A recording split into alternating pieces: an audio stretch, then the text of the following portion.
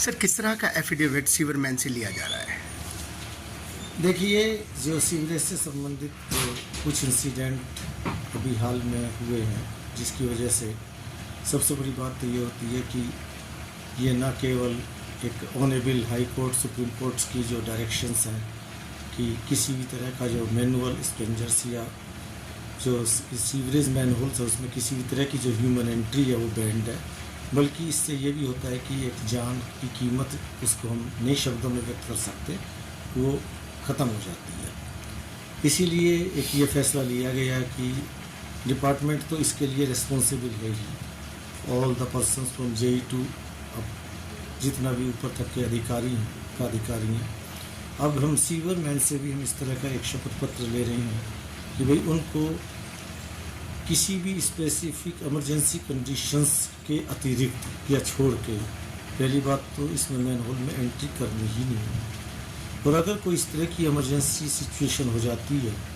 तो एंट्री करनी पड़ती है, तो उसमें वो फुल अपने जो प्रोटेक्टिव इक्विपमेंट्स हैं,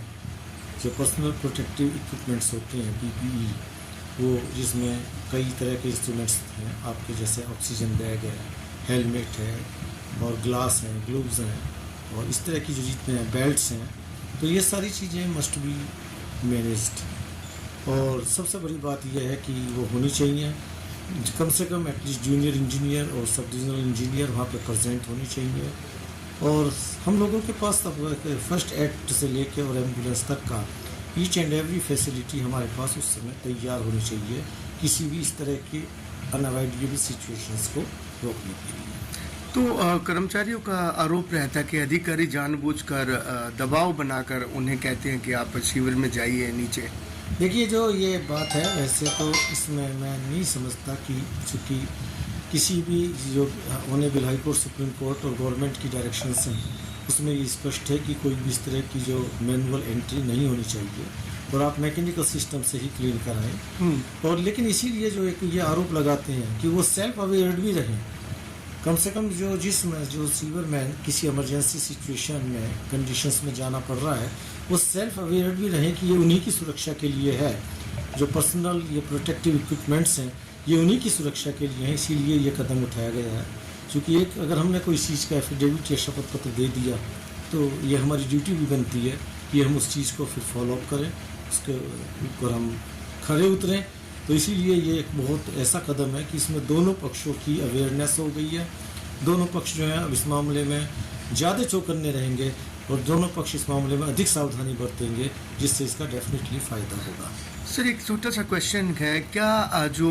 ऐसी कैजुअलिटी होती है इसमें आपके डिपार्टमेंट की तरफ से या गवर्नमेंट की तरफ से कोई मुआवजे का प्रावधान है या कोई ऐसे लोगों के लिए कोई बीमे का प्रावधान रहता है? देखिए, ये जो बीमे वाला तो इंश्योरेंस वाला सिस्टम तो एक वो तो डेफिनेटली अलग होता ही है। उसमें तो जो कॉन्ट्रेक्चुअल या कोई एग्रीमेंट होता है या जिसमें आपका PF या ESI वगैरह जो दूसरे जो बेनिफिट हैं वो तो होते हैं। लेकिन इस मामले में सुप्रीम कोर्ट की अभी जो लेटेस्ट जो एक जजमेंट था